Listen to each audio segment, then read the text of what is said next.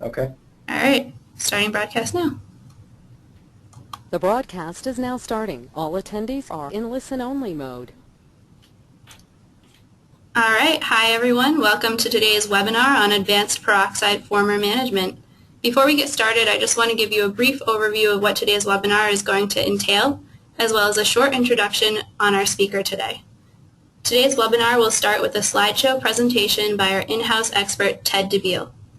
He'll be discussing a variety of topics with you, all related to creating a peroxide former management plan. Such topics will include state-specific regulations, program scalability and applicability, and plan implementation. We will then move into some case studies surrounding peroxide formers, testing, and planning and creation and implementation. There will be an open Q&A at the end of the presentation, so feel free to send me your questions by typing them into your chat pane. Today's speaker, Ted Dubiel, has over 16 years of experience in peroxide former and high-haz management. He is currently the head of the New England Technical Lab Services Division and our company Reactives program. Ted has worked on numerous projects revolving around peroxide former management, including projects for some of the top universities in the nation. And without further ado, here is Ted Dubiel. Good afternoon, everyone. In the 5 steps of managing peroxide forming ebook that we had sent out, we discussed common peroxide formers, some do's and don'ts for handling the materials, a brief overview of training, when to discard the material, and brief explanation of planning. Today we're really going to get into more of the tools necessary to put a peroxide forming or energetic materials management plan in place so that you can keep track of the peroxide formers, any potential peroxide formers, and get them removed off your site before they can become an issue.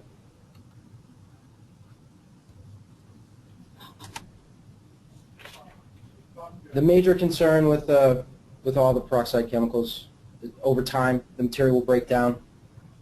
The inhibitors can break down if the material is in fact inhibited and start to form peroxide crystals where the material can pose a threat to personnel within the lab. In a lot of cases the material is old and has been on site for numerous years or has been properly stored and managed under a structured program.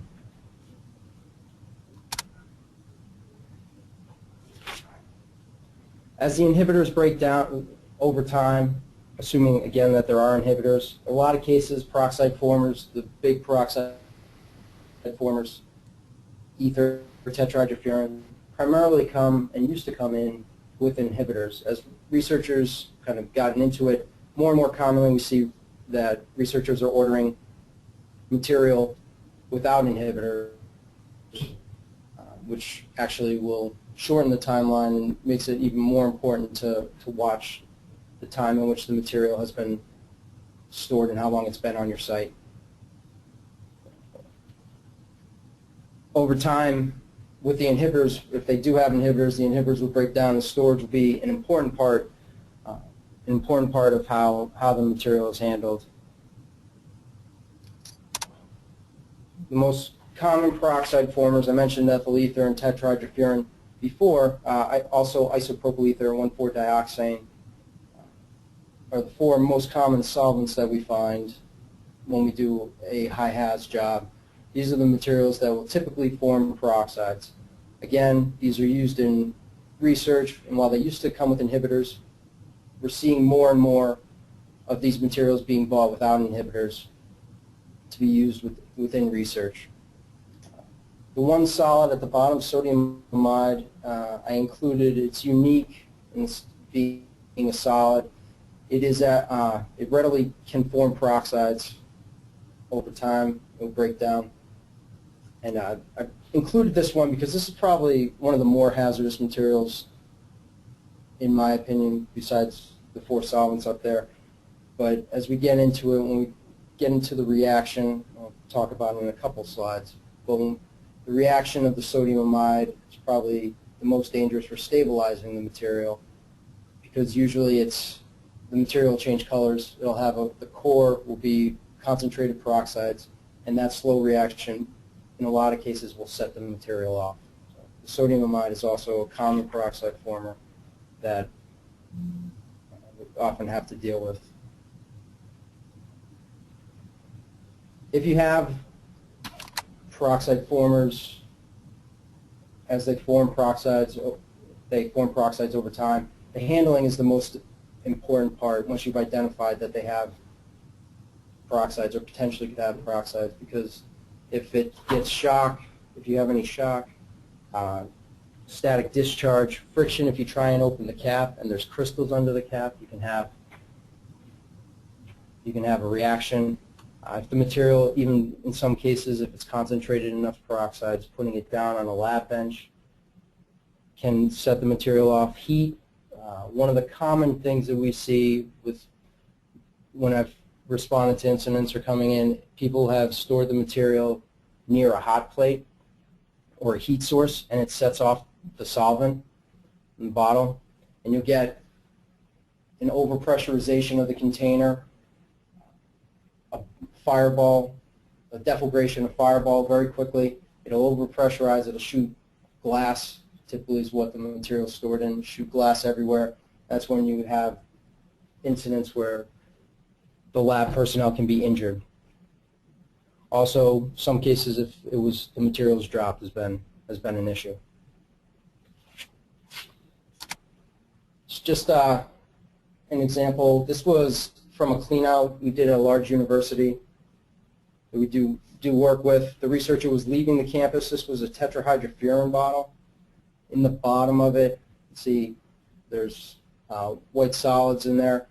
This material, we tested it for peroxides, and it came back. It was over 10 years old, and we tested it for peroxides, and it came back at over 100 parts per million for peroxides. So this was a material that we had to put aside to stabilize. This is another tetrahydrofuran bottle that we found on the same clean-out. As you can see, there's solids in the bottom of this one. This one was only 7 years old. It tested for 70 parts per million peroxides. And this was another, a bottle that we put off to the side and to stabilize, to react off the peroxides. The biggest thing with the different solvents, the age does vary.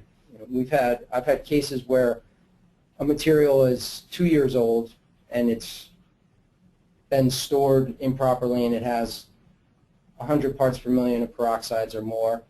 I've had cases where there's been, come across 12-year-old peroxides, peroxide forming chemicals, and it was stored properly and maintained, and the material had no peroxides. So the age, these two bottles had varying ages, but ages it does vary in whether or not the material will have peroxides, but also, storage plays a big part in it also. This next one is found on the same clean-out.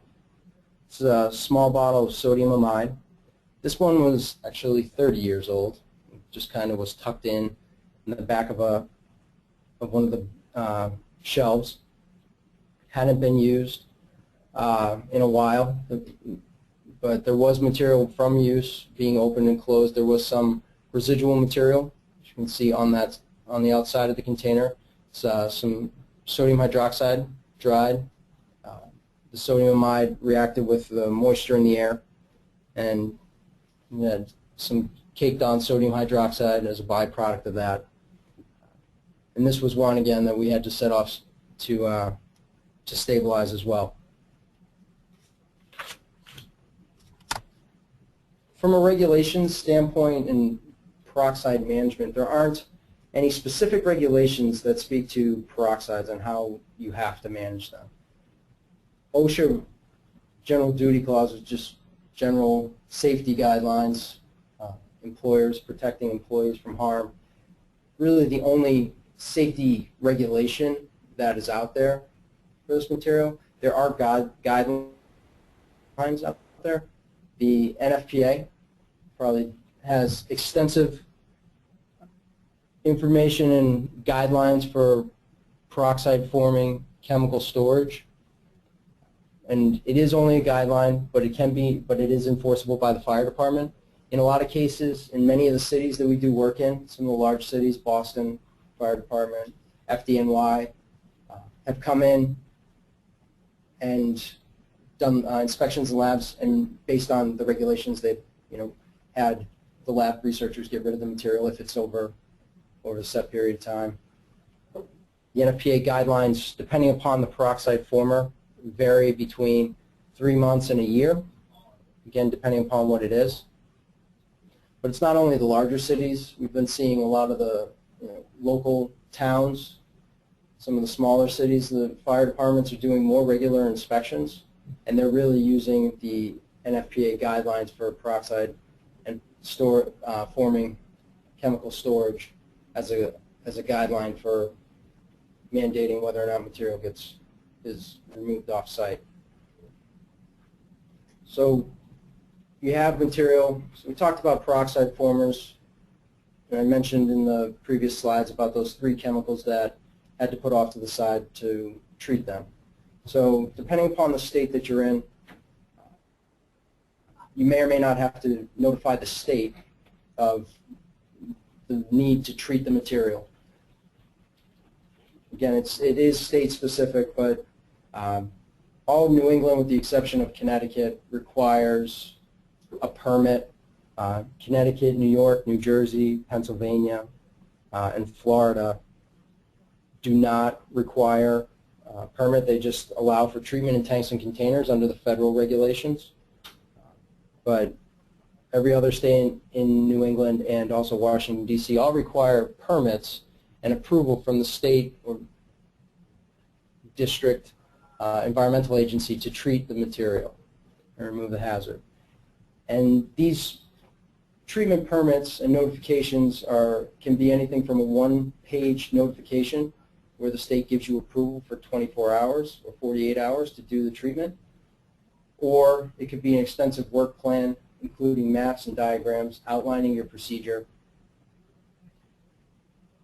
requiring notification to the fire department. In some cases, recently had a job that had to notify all the abutters and other tenants within the building of the job that we were going to do, and I needed all of their approval before I could do the work. So it really is state specific if you have to treat the material. So, and again, depending upon state requirements, it can get involved. You do have to notify the fire department. They may show up on site. In some cases, they may choose not to. But usually, the work is always done as a result of the hazard and putting the work plan together. The work is typically done weekends, late at night, early mornings. The job I mentioned about with the abutters and tenants, we had to do at midnight, and we were on site from midnight to approximately 3 in the morning doing the stabilization of the material. And the reason being, the state often requires or requests that so that it limits the amount of foot traffic that will be in the area to make sure that safety for everyone is maintained. From a stabilization standpoint, whenever we're going to stabilize, the biggest thing is the key solvents, the 4 solvents, most common solvents that I mentioned. It's a lot of documentation on hazards and peroxides, as well as effective ways to deactivate. We have our own set procedure on how we deactivate peroxides, but there are a couple of different guidance documents out there for that.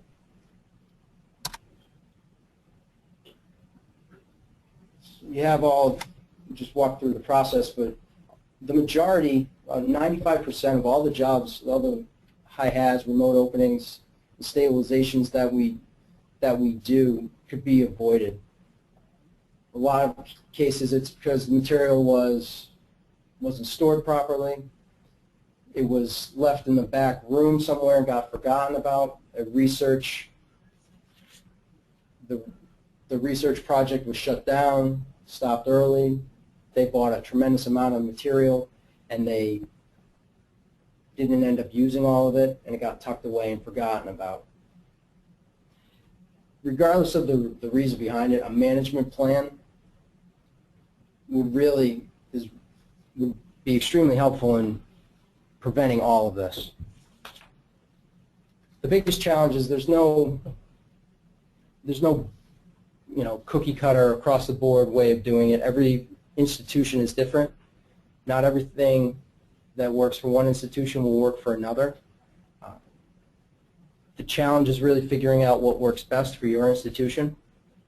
It comes down to how many labs do you have to cover, what resources do you have, and obviously time is going to be a huge part of it, but the investment up front in a management plan will save a tremendous amount of money and help prevent any of these remote openings in the long run.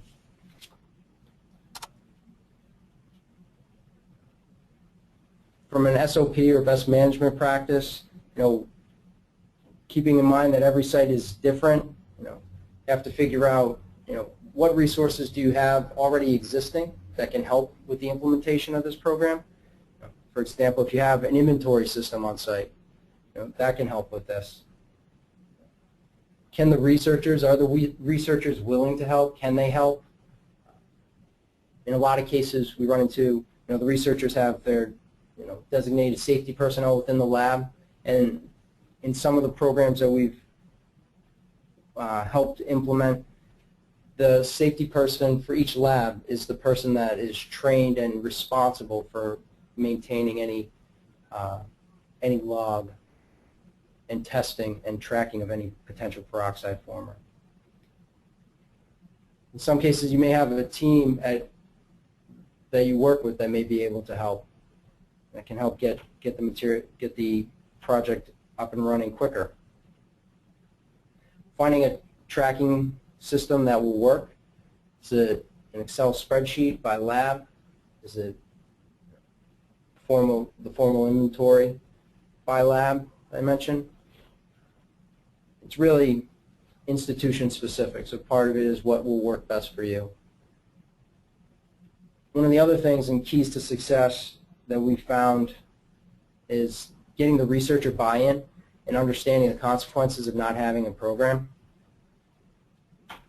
In a lot of cases, whenever we've done any of the jobs, the majority of the high-haz jobs that we do, the clients are typically taking pictures and incorporating them into trainings to show the researchers what the consequences are in the event that the material, when potential peroxide formers are mismanaged. And they talk about the process and the cost behind it. So that's another thing that can help.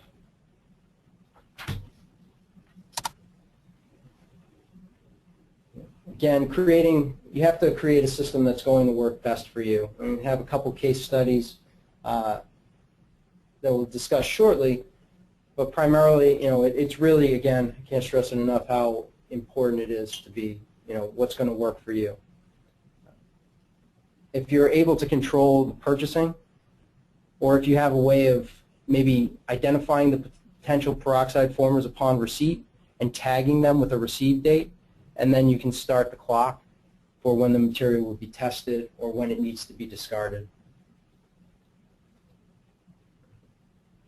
And that can help prevent any issues if it works.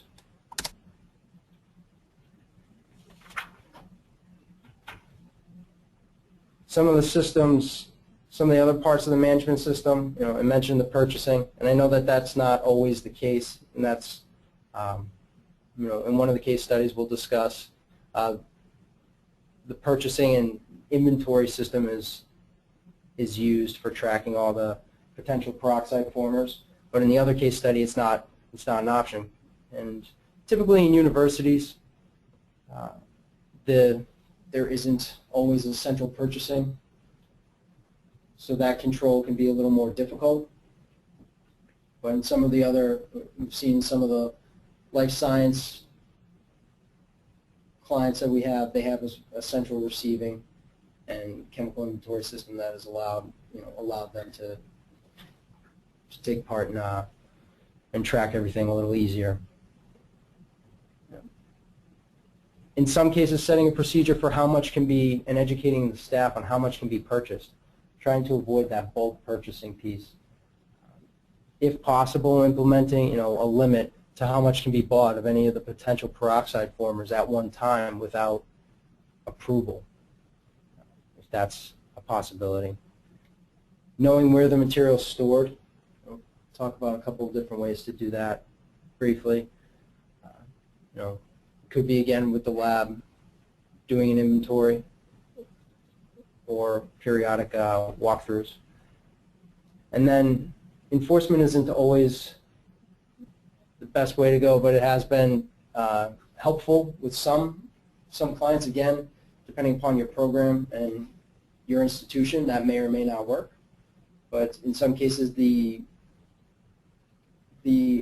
events, the high-hazard events, the remote opening events, are potentially billed back to the research group. They're paying, to make that, have them pay for that. That's been effective. Not so much a, it's not punishment or penalty, but just having them pay for it has been an effective way of, helping researchers with maintaining the inventory and controlling everything.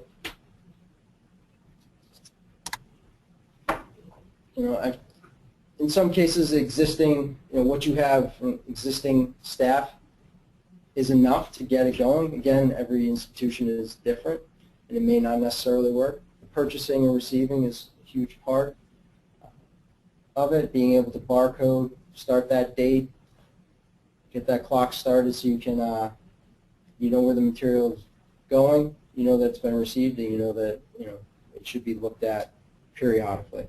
Depending upon the chemical, they want to look at it every 3 months, some cases, or 6 months, every year, but it depends upon the chemical.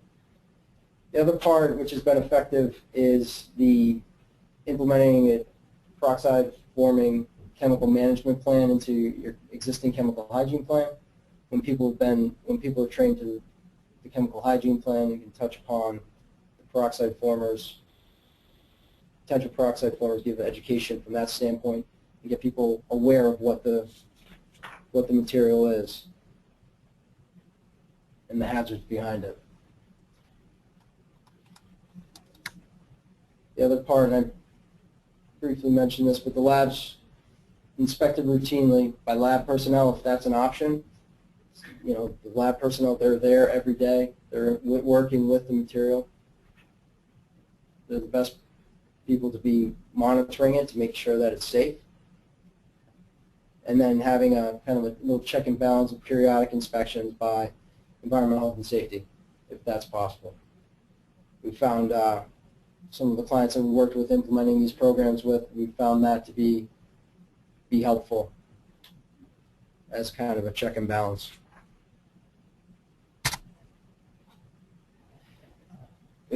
However it works best for you, you have, if you have that documentation, get that documentation of all the material, get it in one location, so you can keep it by lab, by department, however it may work best for you, showing the location, how much material is there, if the received date, or if there is no received date, the material could be evaluated and tested at that time to see if it's starting to form peroxides, and then you can date it as, use that date as your start date, and then you can periodically manage the material. Once you have your set schedule, again, quarterly, semi-annually, or annually, however it works, having those forms submitted if the lab personnel are doing the inspections and they're testing the material, have them fill out the form and submit it to you so you have documentation that it was tested, so you keep track of the material.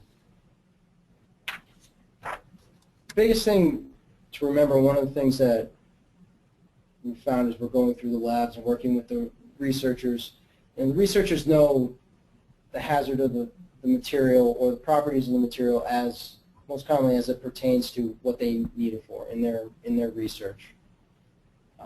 So providing as much information as possible about peroxide forming chemicals, and that ether can form peroxides, tetrahydrofuran can form peroxides, and that material how it needs to be properly stored, and how it shouldn't be kept on site for too long. It should stay away from from a warm location. Shouldn't be put in direct sunlight.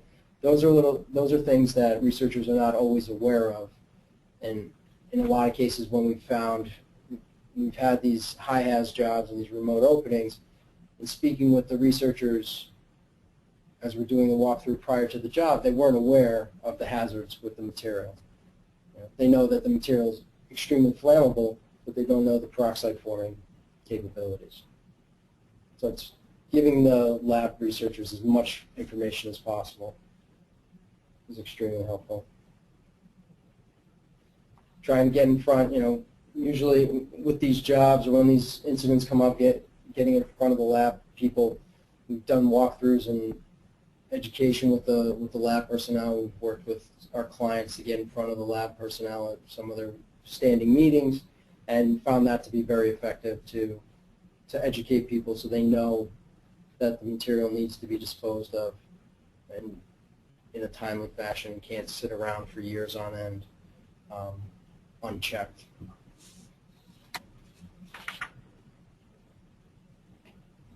So we just wanted to get into two case studies that we wanted to share. The first one is with a large university that we service here in the Boston area.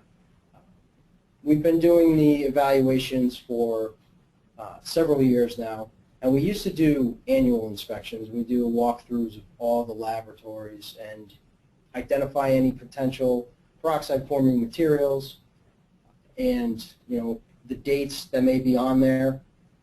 If there wasn't a date on there, we would evaluate the material.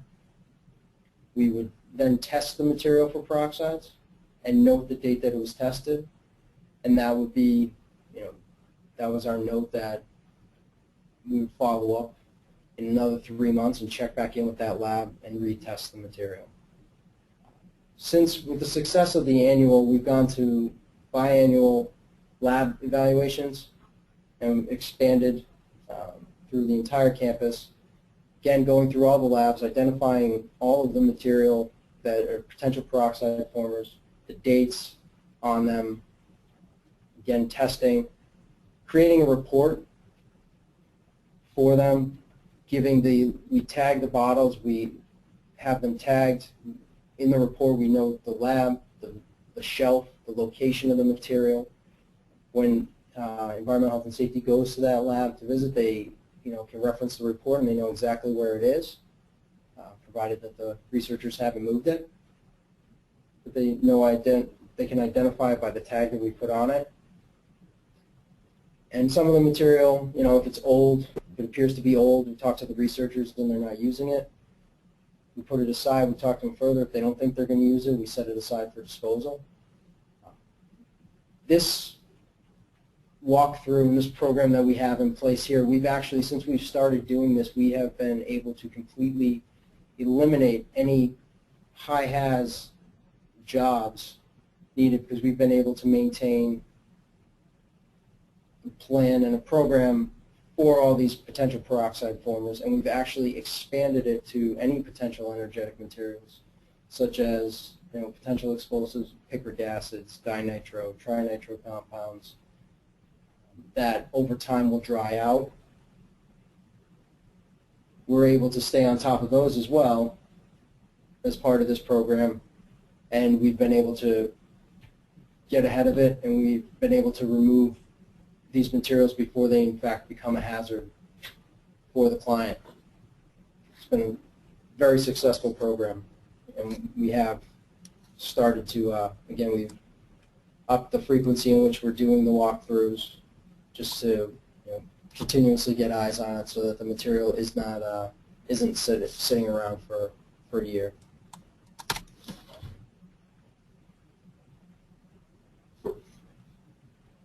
the next case study we want to talk about was one of the large biotechs that we work with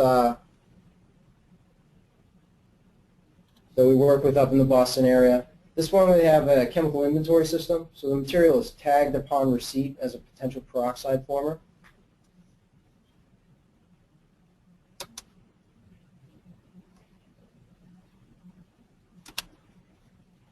Material is entered upon receipt. It's tagged as a potential peroxide former.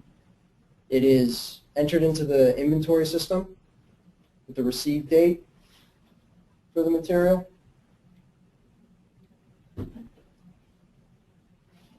And every quarterly we'll go through the chemical inventory system, see when materials, potential peroxide formers may be coming up on date, and then we'll go to the labs and check the material to see the condition of the material, see if it's still in use. We'll remove it if it's no longer being used, or we'll keep it on site. We may test it to make sure that it's not forming peroxides. We also will run a report. Again, the report we check quarterly for everything that is coming up on a year or is potentially over a year.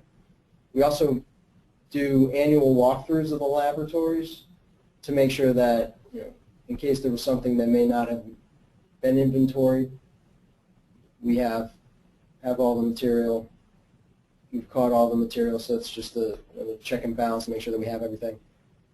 As a result of this program that we've had, again, we haven't had, since we started doing this, we have not had any permit required remote openings and high-haz jobs because we've been able to stay on top of it. We've been able to evaluate materials before they became an issue. It's been very, very useful program.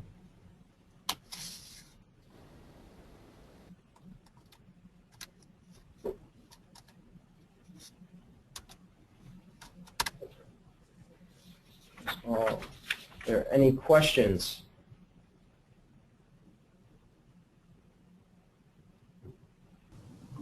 All right, we do have a few questions. My apologies to everybody who's having some trouble advancing to the last slide. It's on our end. It's not on you guys, so don't worry about that.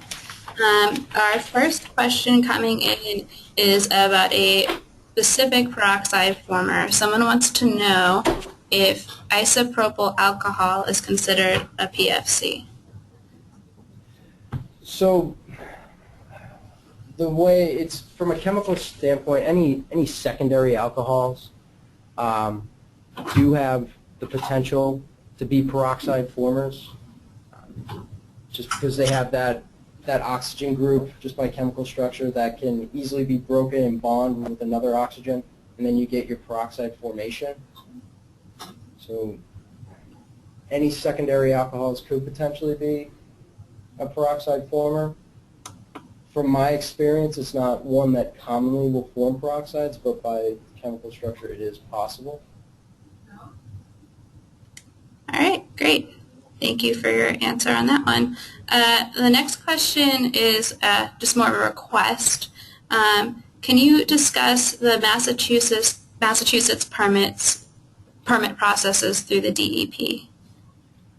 So if there was, we identified that we had a material that needed to be treated, we would work with the client. Typically how it goes, I put the work plan together on behalf of the client, and it will outline everything, the material that's on site, the quantities that are on site,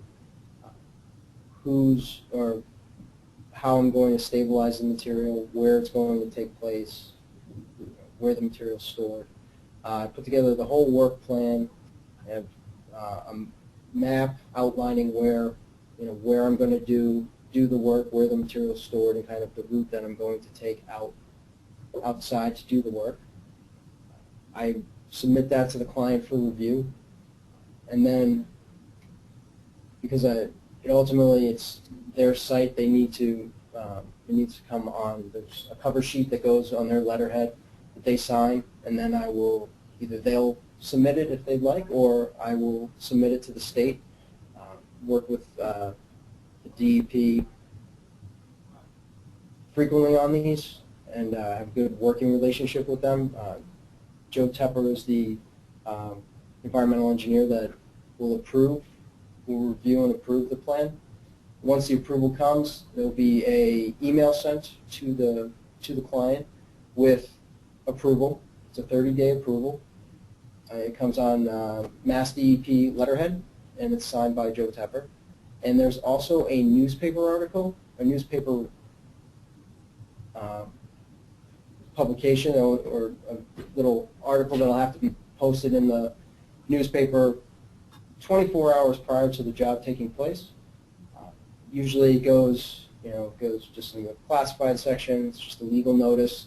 It just says the location and that they'll be doing a temporary treatment permit for some potentially energetic materials.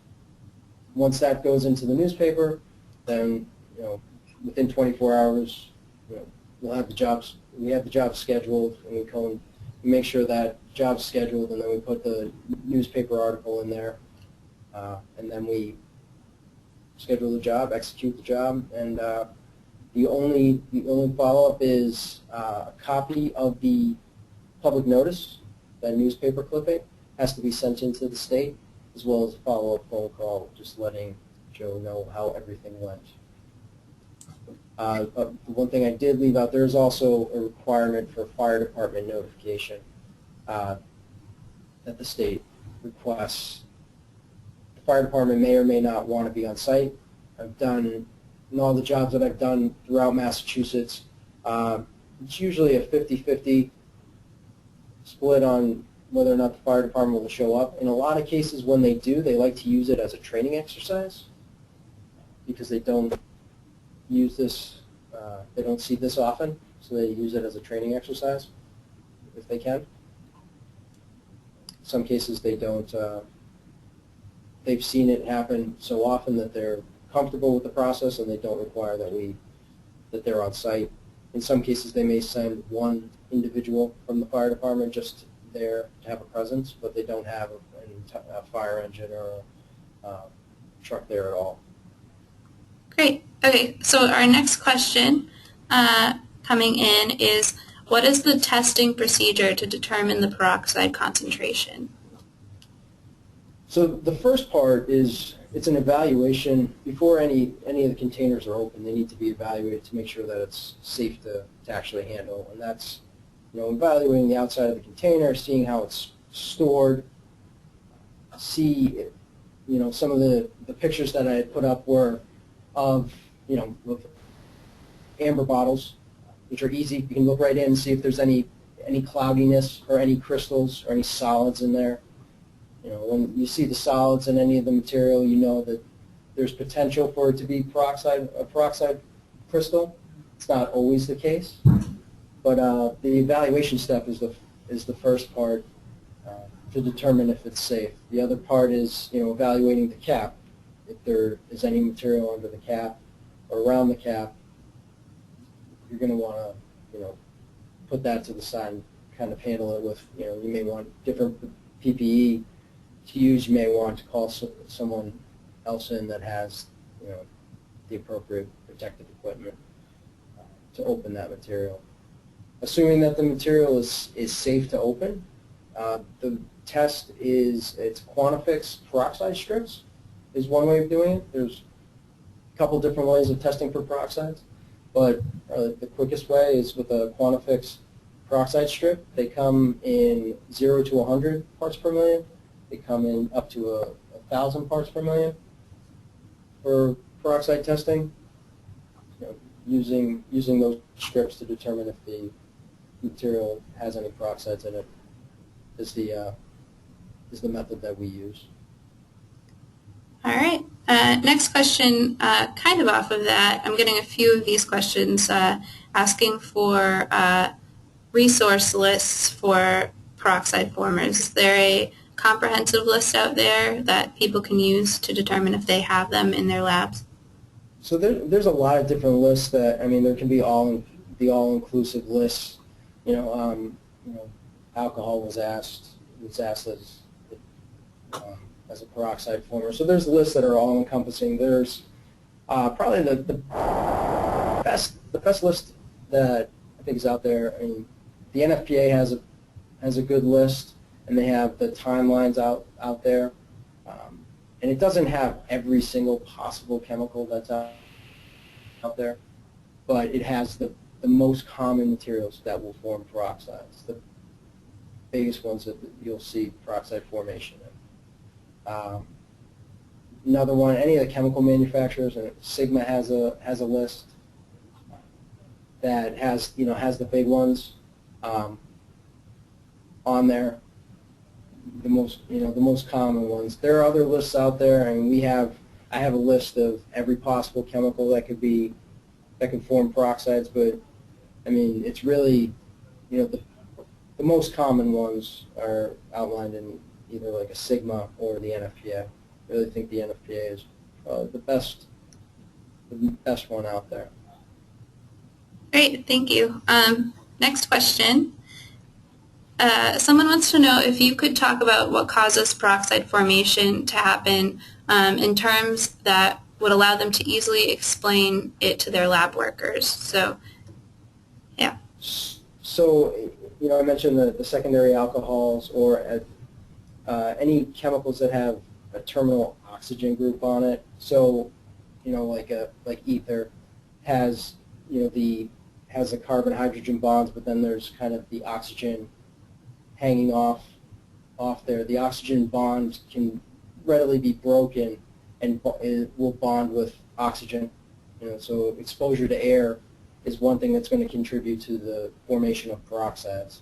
When the oxygen bond breaks and it'll bond with oxygen, that's where you get your peroxide formation. Great, I think that's a pretty succinct answer. A question just came in about those peroxide test strips. Someone wants to know what the shelf life of the test strips are. I believe it is a year. Now, one thing with those strips, they are sensitive to moisture, and if they're left uncapped or if they're not stored properly, they'll actually go bad ahead of time, and they'll start to change color, and they won't work if you try and test with them. For me, I use the strips that we use. I keep in a jar with desiccant to keep it dry, but I believe they're good for a year. All right, great. So someone wants to know what the best course of action is if they just realized they have peroxide-forming chemicals and hadn't realized it before. How should they rectify the situation? Part of it depends upon the training and how familiar the person is with peroxide-forming chemicals. I mean, if they're not familiar with it and they don't have any experience with it, they should call someone in that does have experience with that, lab personnel or an outside person or an outside company to take care of that. But if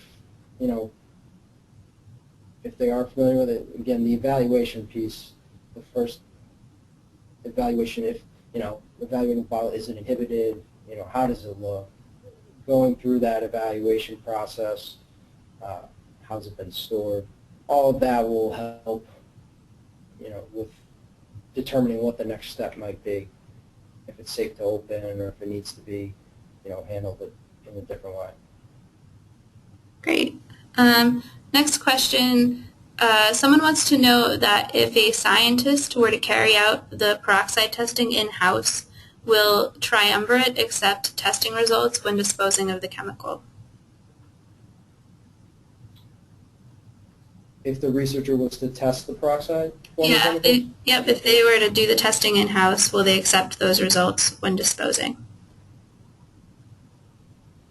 Yes. Yes. Okay. We may, depending upon how old the material is, we may just run a quick test on our own, but if it's been tested, we'll, assuming that it's peroxide free, that would be if it's noted on the bottom, then we'll be good to proceed. All right. Ted, do we have a price range for peroxide testing, or is that something they can contact you about after? They could contact me. Or sales? Yes. All right. Great. Do autopolymerizers need to be tested for peroxide? No, typically those are going to be like the acrylates or methacrylates. Those are going to be, typically they're going to be inhibited to prevent that. They're going to, they're, in a lot of cases if they're using adhesives or different resins, part A or part B, they're, part of it is for them to react, but more times than not they're inhibited. We're not, as long as they're inhibited, we just go ahead with that. We don't test them for peroxides. That autopolymerization is a possibility, but that's just based on the structure of the material, the chemical structure of the material. That's what it does. Okay, great. I have one more question left, but we still have a little bit of time, so if anybody else has something else to ask, feel free to send it in before we close out. So last question is, someone wants to know about the pros and cons of having an outside servicer like Triumvirate coming in as opposed to them doing the testing and disposal in-house. What are the benefits and drawbacks? One of the benefits, it can be done in a short time period. The case study I mentioned of the university, we go through the entire campus in 4 days. We generate the report and we have it to the, environmental health and safety within a couple days after that. So they have a list, an inventory of everything, and a list of any potential issues that might need to be addressed.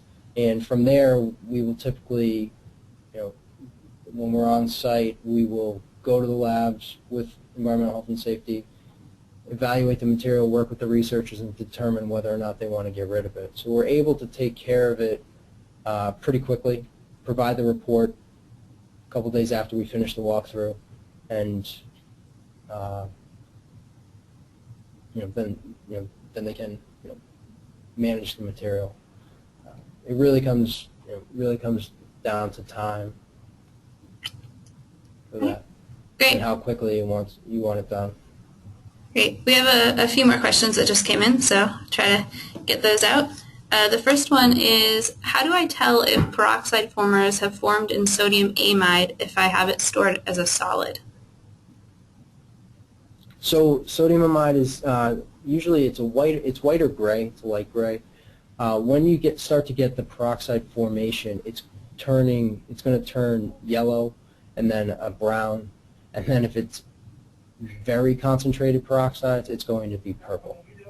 So it changes color as it starts to form peroxides. Great. The next question says, will we get a certificate documenting attendance for CEUs? That I will have to check on. All right. So we will get back to you on that one. The next question says, the testing strips we utilize are only for aqueous solutions. Is there a test strip to use for testing peroxide forming solids? Solids? Yes. There is not a strip.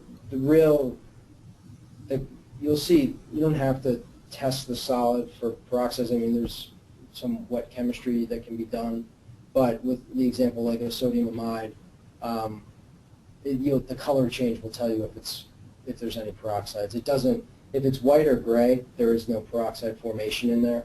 But if it starts to turn color, then there's that chemical change that's going on, and there's peroxides being formed. Okay. We have another question about those peroxide test strips. They want to know if they are effective for corrosive peroxide formers. For an example, they're using lithium disopropyl amide in THF solutions. So for those, the strips, they will get interference when you have different different halogens in there. For the lithium isopropylamide in THF, you may get some interference. The bigger thing with that is the hazard, the water reactivity of the amide behind it. So typically, you're more likely to see, you can test it at lithium. You won't get any interference from any of the amide, but some other, like chloride, some other halogens will give you interference with those test strips. But when you have those different, the organometallics in solvent, typically they're going to fall, they'll actually, before peroxide crystals will form, and again the material is reactive, it's usually kept in a bottle with a bottle cap with a septum on it, keeps air out. Generally you'll see those materials actually fall out of solution and start to crystallize before you'll get peroxide formation. So whenever you see the solids in a solution like that, it's the material falling out of, more times than not, and every time I've seen it, it's the solids falling out of the solution. The solution's evaporated, and it's just the material slowly reacting off and just crystallizing. So it's not actually peroxide crystals, it's the material falling out of solution. But you could test it. In that case, that material would not interfere with getting a peroxide reading. Okay, thank you. The next question is, if we have a treated peroxide reduced and now free solvent, do you pick it up as a regular flammable solvent? If the peroxides were neutralized, depending upon how it was neutralized. I guess if you were doing it yourself, like to see the procedure that you handle. There are a couple different ways to neutralize peroxides. A couple documented. There's a hydroxide solution. There's an acid solution. There's a couple other different solutions out there that you can use to react off the peroxides. I would like to know which process was used, but if the peroxides were completely reacted off, if it wasn't, depending upon the method, it would either go out as a straight flammable liquid, or if it was like used with the sodium hydroxide solution or the sulfuric acid solution, it would be a flammable corrosive, but it would just go out as either straight flammable or a flammable corrosive. Okay, thank you. Again, unless we have any additional questions, this is going to be our last question. So if you have something that you want to ask, please send it in now. So last question is, what is your advice on following the expiration date on the ether bottle? So the ether expiration date is a year. Part of it is, and also in the NFPA guidelines that I mentioned, ether is, I want to say it's actually 6 months in the NFPA guidelines, but the chemical manufacturers have it as a year. Those are, that would be at a year. I would check the material, frequently to make sure that it wasn't starting to form peroxides. But if it's still, if by the use that you're applying it to, if it still is good by your standards, it's not forming peroxides, you can keep it. The biggest part, that management piece and how it's stored is really a huge part. I've come across ethers or tetrahydrofurands that are only a couple years old and they have peroxides in them, and I've come across containers that are 12 years old of ether and tetrahydrofuran that, because they were stored correctly and frequently checked, they didn't have any peroxides, or they were just starting to form peroxides. So that, that checking frequency, the management and the storage are extremely important for these materials. All right, well, we have 2 more questions coming in. So the next question is, does Triumvirate have a white paper or a brief summarizing this information?